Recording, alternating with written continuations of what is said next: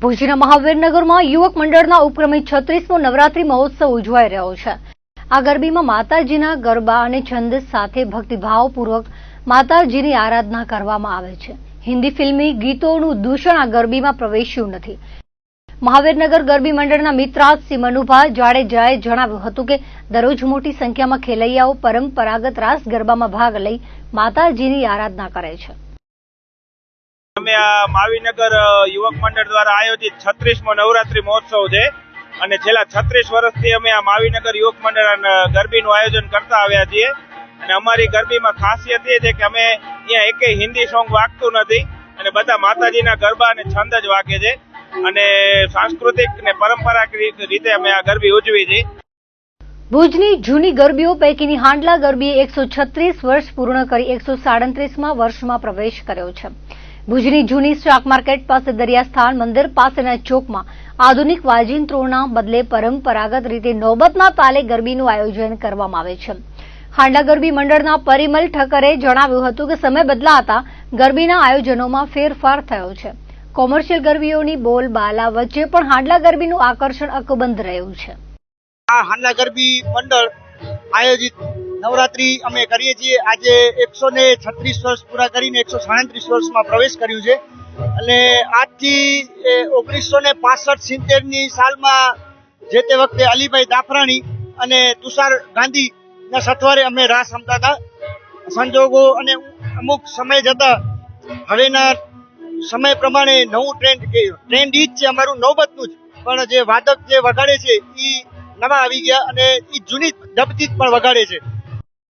ભુજના હાર્દસમાં વિસ્તાર વોકડા ફળિયામાં પરંપરાગત ગરબીનું આકર્ષણ શહેરીજનોમાં અકબંધ રહ્યું છે। 56 વર્ષથી વોકડા ફળિયા ગરબી મંડળ દ્વારા ગરબીનું આયોજન કરવામાં આવે છે।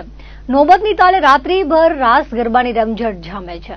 વોકડા ફળિયા ગરબી મંડળના રામલાલ ઠક્કરે જણાવ્યું હતું કે દરરોજ પ્રથમ રાઉન્ડ બાલિકાઓનો હોય છે। 100થી વધુ બાલિકાઓ ભાગ લે છે। દાતાઓના સૌજન્યથી દરરોજ બાલિકાઓને પુરસ્કાર અપાય છે।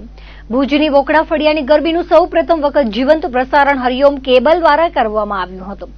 ગરબીનું જીવંત પ્રસારણ યુટ્યુબ પર કરવામાં આવે છે। દરરોજ મોટી સંખ્યામાં લોકો જીવંત પ્રસારણના માધ્યમથી ભુજની પ્રાચીન ગરબીનો આનંદ માણે છે। આ ગરબી અમે છેલ્લા 56 વર્ષથી કરીએ છીએ। શરૂઆતમાં બાલિકાઓના રાસ હોય છે અને રોજ દરેક લગભગ 200 બાલિકાઓ રાસ રમે છે કલાકવાર। દરેક બાળાઓને રોજ ઇનામો આપવામાં આવે છે અને એના માટે અલગ અલગ દાતાઓ હોય છે। આજના દિવસે 3 દાતાઓ મળી ગયા હતા અને સારામાં સારી ભેટો મળી હતી દીકરીઓને અને દરરોજ અલગ અલગ માતાજીના સ્વરૂપોનો બાળાઓ વેશભૂષા કરે છે અને એમનું પૂજન પણ થાય છે। આ 56 વર્ષથી અમારી પાસે જે અલગ અલગ સંગીત માટેના વાદ્ય કલાકારો વગાડવા માટે આવી ગયા છે, પણ છેલ્લા લગભગ 35 વર્ષથી ભટ્ટીભાઈ અને એની પાર્ટી આવે છે।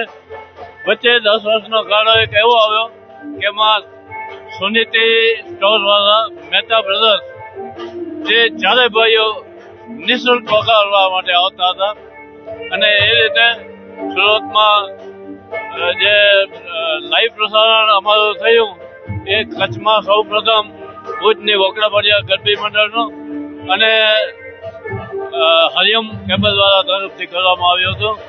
ત્યાર પછી આજે પણ અમારા ગરબીના જે ચાહકો છે, સંગીત પ્રેમીઓ છે, એ વિદેશમાં હોય છે, મુંબઈ હોય છે, ત્યાંથી પણ અમને કહે છે કે તમે યુટ્યુબ ઉપર લાઈવ મોકલાવો, અમે ત્યાંથી પણ માણસો અને આજે યુટ્યુબ ઉપર પણ લાઈવ બતાવવામાં આવે છે। અમને ગર્વ છે કે આટલા માણસો અમારી ગરબીમાં ખૂબ જ રસપૂર્વક ભાગ લે છે અને કાર્યકરો સ્વયંભૂ રીતે પોતાની રીતે કામ ઉપાડી લે છે। કોઈને કામ ચીનવાની જરૂર નથી પડતી। આ બધાના સહકારથી કામ દીપી ઉઠે છે। ભુજના પબુરાઈ ફળિયામાં 5 દાયકાથી વધુ સમયથી પરંપરાગત ગરબીનું આયોજન ગરબી મંડળ દ્વારા કરવામાં આવે છે। સમીર જેઠુભાઈએ વિગત આપતા જણાવ્યું હતું કે નાની બાલિકાઓને 2 ગ્રુપમાં રાસ ગરબા રમાડવામાં આવે છે। દશેરાના દિવસે રાસ ગરબામાં ભાગ લેતી તમામ 100થી વધુ બાલિકાઓને પુરસ્કાર આપી પ્રોત્સાહિત કરવામાં આવશે। આ પ્રાચીન ગરબીમાં લગભગ 55-57 વર્ષથી આ પ્રાચીન ગરબી નાની બાલિકાઓની આપણે રાસ ગરબા રમાડીએ છીએ. આ સમગ્ર આયોજન અમારા પોબરાઈ ફળિયા ગરબી મંડળના પ્રમુખ શ્રી ગજેન્દ્રસિંહ અજીતસિંહ જાડેજાની દોરવણી હેઠળ આ નાની બાલિકાઓને અમે રમાડીએ છીએ. નાની બાલિકાઓના એમાં A, B ગ્રુપ કરીએ છીએ. A ગ્રુપમાં રોજના 3 રાસ અને B ગ્રુપમાં રોજના 3 ગરબા રમાઈ જાય. ત્યારબાદ આ ગરબી લગભગ રાતના 1:30-2 વાગે પૂર્ણ કરીએ છીએ.